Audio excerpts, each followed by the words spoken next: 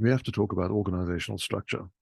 And if we to do that, we need to guide the conversation with something. And I have a presentation for you, and I'm going to share that with you. It's the best way to go about things. So let's get my screen up on your screen. And there we have it. I'll call the presentation up for myself so that I can advance it and tell you that I have a series of learning points. And these are the learning points. First step is to think about what influences our choice of an organization structure. And that sentence is perhaps a bit misleading because it's not like a generic group of managers that decide the structure. The structure is usually decided by the person who's ultimately accountable for the performance of the entity. And while the decision might be made in conjunction with other people, I think that it is the mkulu of any institution that gets to decide what the organizational structure ultimately is going to look like, because that mkulu is sitting at the top of the organization right about here. And if that's the case, they take all the flack from the shareholders. So that's the first step. What influences the decision to adopt a particular organizational structure? And the second issue is about how we group activities together. You've understood since we started this module that activities can be grouped functionally. In other words, marketing operations, the core activities, and people management and money management, the support activities, the primary core and support activities. I'm going to give you some alternatives and see what you think of them. Thirdly, we identify different types of organizational structure.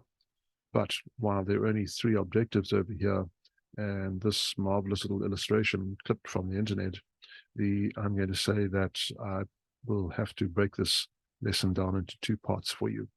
So if we want to talk organizational structure, how we arrange people into teams and groups, then it makes sense to look at the origin of the word, the etymology of the word, and for us to recognize that organizations are nothing other than tools, means to an end.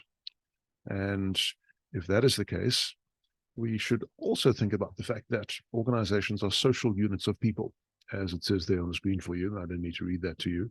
We work in groups. I was very careful not to use the word teams. We work in groups. Sometimes those groups are very effective and we might regard them as teams, but sometimes they're not. Sometimes they are toxic exercises that make people very miserable at work, and that is just workplace toxicity. We are looking, however, not at trying to analyze why an organization is not working as intended.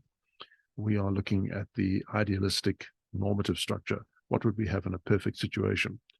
And that being the case, let's define this, because definitions always work to create perspective. A formal system of task and reporting relationships that coordinates and motivates organizational members so that they work together to achieve organizational goals. It sounds cumbersome. So an organization design is our choice of what the hierarchy is going to look like. And that means that we have alternatives to contemplate. And the factor which prods us is the nature of the relationships we have to establish. So I've got a picture of here drawn from the George and Jones textbook, and it suggests that there are several things. Technology, and I'm going to leave that one aside for the time being, and talk to human resources, which you see over here, and strategy of the organization, which is this overarching aim that organizations striving to accomplish, and the environment within which the organization operates. I don't know that this is necessarily the best way to illustrate this, frankly, and I feel a little bit guilty in saying that it is, because it appears that I've been too lazy to actually draft something that's more effective. But I'd be inclined to say, and I'll stop the share for a second, I'll be inclined to say that what affects the choice is simply what has to be done and what is within the means of the organization. Very often, what is within the means of the organization is the existing organizational structure, because in truth, you can't change organizational structure at the drop of a hat.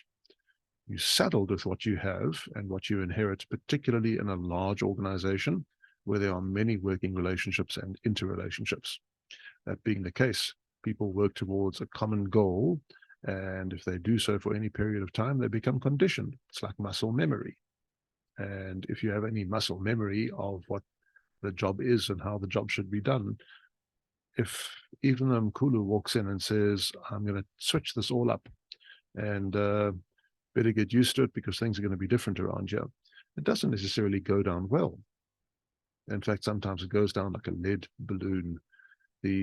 And that is an area of applied business management practice, and for that matter, theoretical business management, which is change management.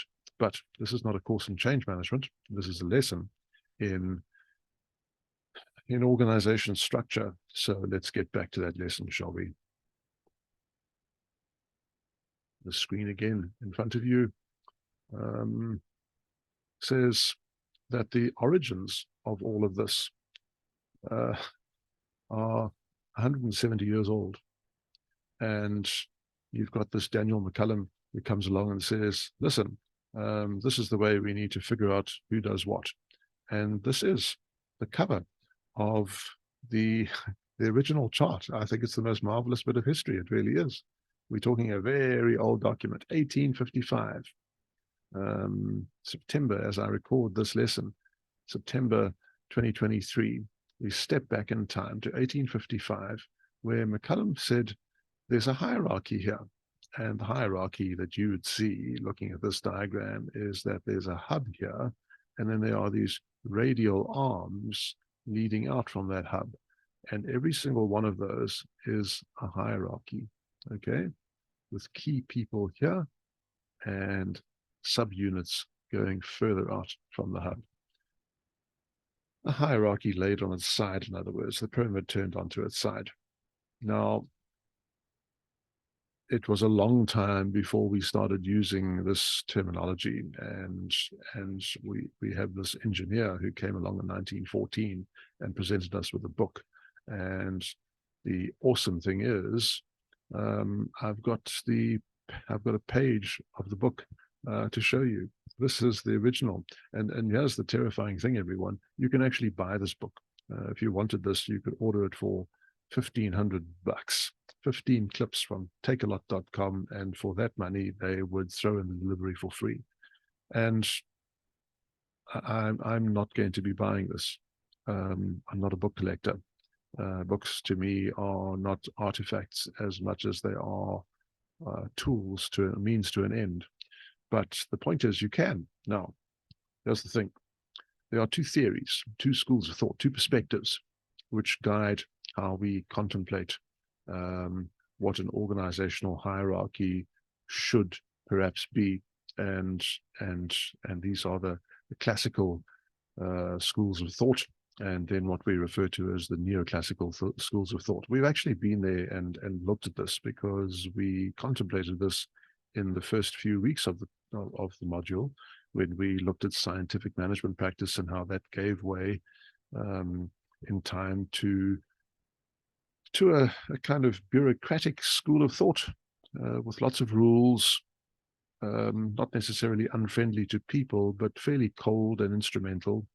And ultimately, with Mary Parker Follett's intervention in the 1930s and into the 1940s, this notion of a human relations school of thought. So with this in mind, I'm going to say that we're familiar with this.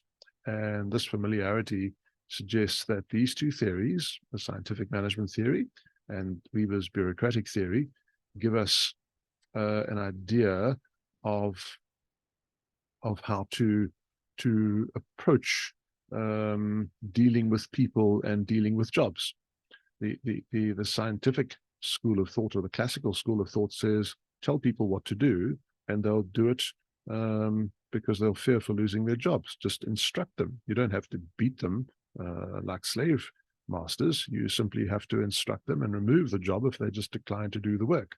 So in the basis of these two classical theories, I'm going to say that there is an alternative which contradicts that. And the alternative is, again, what you know, and that's the human relations school, which looks at human behavior and how people function and how they interact, and the fact that group interaction, how groups interact and how individuals interact within groups is fundamentally important. We know that when people feel good about themselves, they tend to be more committed in the work they do. So the objective then would be to make people feel good about themselves, surely, and not merely treat them as objects. So whether it is the individual or the work group, and I'll elaborate on this, and you can read along. Whether it is the individual or the work group, we have to, if we to make this work for us, accommodate the fact that people are individuals, thinking human beings with thoughts and feelings. We need to treat them with some level of empathy and compassion and kindness. I've just been reading, I believe it is a Harvard Business School professor who has, and if I'm mistaken, I apologize, someone who has said there are secrets to accommodating people in the workplace, and it's basically to give them freedom, freedom to stand out, freedom to step back, freedom to impress, freedom to fail, because that freedom tends to bring out the best in people. Now, there's a big difference between what happens on the other side of the equator in the northern hemisphere, in the developed world, and what happens over here in Africa. And we must accommodate the fact that we can't simply import what the Americans and the global north maintain Africa and South Africa should be doing and could be doing. But there is, in our own cosmology and Ubuntu, for example, a recognition that there is a bond between people. And it's not far-fetched to think that we can accommodate notions of the theory with respect to this. So this is really about whether people are in or out of a group, and we obsess and look to aspire to be parts of some groups, and not parts of others. And when we find a home for ourselves, we tend to identify with the activities and the behavior and the impression of the in-groups that we associate with.